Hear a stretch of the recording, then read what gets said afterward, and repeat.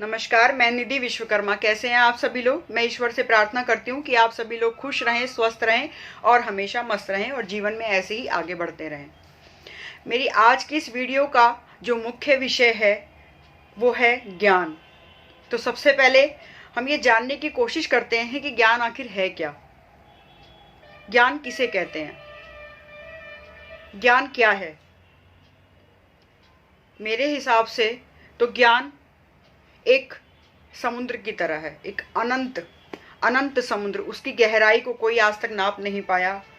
एक आकाश की तरह है जिसकी ऊंचाई को आज तक कोई नाप नहीं पाया। उसके फैलाव को आज तक कोई जान नहीं पाया। प्रकृति के हर कण कण में ज्ञान फैला हुआ है। अगर हम ये जानते हैं कि हम उस ज्ञान को कैसे पढ़ और समझ सकते हैं तो हर जगह आपको ज्ञान की अनुभूति होगी। लेकिन आज का मेरा विषय ज्ञान किसे कहते हैं ये नहीं है। मेरा विषय है कि ज्ञान को क्या सिर्फ सिर पर ढोकर चलना चाहिए? क्या ज्ञान को सिर्फ अपनी बुद्धि में भरकर, सिर्फ बोलकर, सिर्फ सुनकर हम ज्ञानी हो जाते हैं? चलिए इस विषय की शुरुआत करते हैं। मैं आपको अपने ही जीवन की घटना बताती हूँ। किसी की मृत्यु हुई और मेरा भी शमशान घाट में जाना हुआ, तो वहाँ पर सब तरफ भीड़ इकट्ठा थी और सभी लोग वहाँ पर खड़े होकर कुछ चर्चा कर रहे थे। मुझे कुछ ऐसा अनुभव हुआ कि शमशान घाट में खड़ा हर व्यक्ति योगी है, ज्ञानी है। उसे संसार के सार तत्व का ज्ञान है। उसे पता है कि जीवन के अंत में सिर्फ कुछ लकड़ियाँ और ये कफन हमारे साथ जाएगा। वहाँ पर धैर्य की, परमात्मा की चर्चा हो रही थी। वहाँ पर ज्ञान की चर्चा हो रही थी। वहाँ पर मोक्ष और मृत्यु की चर्चा हो रही थी। मुझे लगा जैसे अचानक सारी दुनिया ज्ञानमय हो गई। सबको भीतर का एहसास हो गया। सबको ज्ञान का पता है कि अंत में इस जीवन में हमें क्या लेकर जाना है और क्या हमारे साथ जाना है। थोड़ी देर हुई और सभी लोग शमशान घाट से निकल गए। जैसे ही उस भूमि के पार हम सब ने कदम रखा, सब अपनी दुनियादारी में और सामाजिकता में इस कदर फंस गए, इस कदर उनकी चर्चा का विषय बदल गया जैसे कि शमशान घाट में कोई चर्चा हुई ही नहीं। एक और छोटी सी कहानी के माध्यम से अपनी बात को बोलूंगी, उसके बाद हम फिर इस विषय पर चर्चा करेंगे। एक बार एक महात्मा मंदिर में बैठे दान पुण्य के विषय के बारे में ज्ञान दे रहे थे। सामने बहुत सारे भक्तगण बैठे हुए थे और वो उनकी चर्चा को बड़े ही आनंद से सुन रहे थे। वहां पर ज्ञान के बारे में बोला और सुना जा रहा था। जब चर्चा खत्म हो गई और मंदिर खाली होने लगा, उस समय एक भूखा व्यक्ति उस मंदिर के गेट पर आया और उसने उस मंदिर से कुछ भोजन मांगा।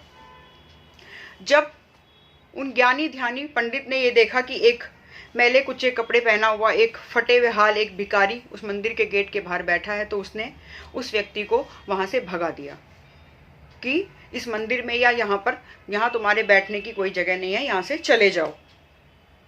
वो भूखा व्यक्ति थोड़ा ही आगे बढ़ा और आखिरकार थक हार कर एक छोटी सी झोपड़ी के सामने जाकर रोड पर बैठ गया। उसे प्यास और भूख इतनी तेज लगी थी कि चलना भी मुश्किल हो रहा था। उस झोपड़ी के अंदर एक माँ और एक उसकी बेटी खाना बना रहे थे। उसकी खुशबू उस व्यक्ति के नाक तक आई और उसकी भूख और तेज हो गई। वो महिला जो खाना बना रही थी, उसने उस व्यक्ति को देखा कि एक ऐसा असहाय व्यक्ति जिसने बड़े फटे हुए से और मैला कुचैला सा एक व्यक्ति एक झोपड़ी के बाहर बैठा हुआ है, तो उसने अंदर से ही पूछा कि भैया क्या बात हो गई, आप यहाँ पर क्यों बैठे हैं? उसने कहा कि हे बहन, हे मैया, मुझे भूख लगी है। तो उस महिला ने अपनी बेटी को बोला कि बेटा, ये 2 रोटी है, ये जाकर आप बाहर भूखे व्यक्ति को दे आओ। उस व्यक्ति ने बड़े ही आश्चर्य से अपनी माँ से बोला कि माँ, मुझे एक बात बताओ कि जो भोजन हम पका रहे हैं वो तो हमारे लिए भी कम है, हम दोनों का भी पेट बड़ी मुश्किल से भरेगा, तो किस तरीके से आप वो 2 रोटी उस व्यक्ति को दे दोगे? तब उसकी माँ का जवाब सुनिए। उसकी माँ ने कहा कि बेटा, कुछ नहीं पता ये भोजन आज हमें इसके नसीब से ही मिला हो। आज इस भूखे व्यक्ति का पेट भरना ही वो मकसद हो जिसकी वजह से आज हमें ये खाना मिला। तो हमारा ये धर्म बनता है और हमें अपने जीवन में अपने साथ साथ दूसरों के लिए भी जीना चाहिए। जो हमें मिला वो हमें कुछ औरों के साथ भी बांटना चाहिए जो ज़रूरतमंद लोग हैं। उसकी बेटी ने वो 2 रोटी उठाई और उस व्यक्ति को दे दी। उस व्यक्ति का पेट भर गया और उसके मन से बहुत सारी दुआएं अपने आप ही उन माँ बेटी के लिए निकली। तो अब हम आते हैं विषय पर। आप मुझे बताइए कि ज्ञानी कौन था? क्या ज्ञान सिर्फ सुनने का विषय है? क्या ज्ञान सिर्फ बोलने का विषय है? कितने लोग सत्संग में जाते हैं, कितने लोग वेद पुराणों को पढ़ते हैं, कितने लोग किताबों को पढ़ते हैं, कितने लोग मंदिर जाते हैं, बड़े ध्यान से बड़े आनंद से हम उन बातों को सुनते हैं, समझते हैं जो हमारे चारों तरफ हो रही होती है। लेकिन उसमें से कितने लोग जो हम अपने दिमाग में भर कर लाते हैं उसे धरातल पर उतारते हैं, उसे जीवन में उतारते हैं। तो ज्ञान सिर का बोझ नहीं है, ज्ञान सिर्फ बुद्धि में भरकर रखने की चीज नहीं है। ज्ञान को जीवन में उतारना आवश्यक है, नहीं तो ये बेमतलब का बोझ आपके जीवन में आपको पूरी जिंदगी ढोना पड़ेगा।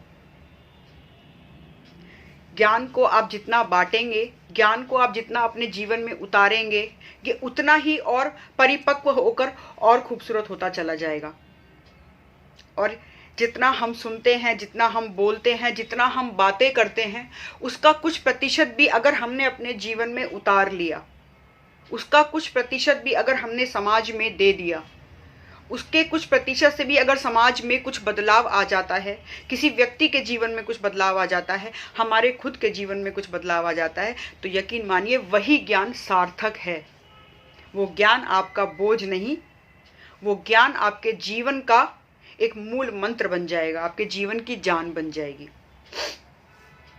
तो मेरी आज की वीडियो का विषय यही था कि ज्ञान को सिर्फ बोलने और सुनने तक सीमित ना रखें, ज्ञान को बोझ ना बनाएं, ज्ञान को अपने जीवन में उतारिए, उस ज्ञान को धरातल पर लाकर उसका इस्तेमाल कीजिए। ज्ञान कम हो या ज़्यादा उससे कोई फर्क नहीं पड़ता। ज्ञान सिर्फ वही है जो हम अपने कर्मों में लाते हैं, जो हम अपनी सोच से कर्मों में उतारते हैं। बहुत बहुत धन्यवाद, आपने मेरी बात को सुना और समझा। अगर आपको मेरी ये वीडियो अच्छी लगी तो कृपया कमेंट बॉक्स में ज़रूर बताएं, मेरे चैनल को सब्सक्राइब ज़रूर करें। अगर आप मुझे इस तरीके से रिस्पॉन्स देंगे तो मैं और नए नए विषयों के साथ आपके सामने उपस्थित होती रहूँगी। आज आपको मेरे विचार कैसे लगे कमेंट बॉक्स में लिखकर ज़रूर बताएं। बहुत बहुत धन्यवाद। जय हिंद, जय भारत।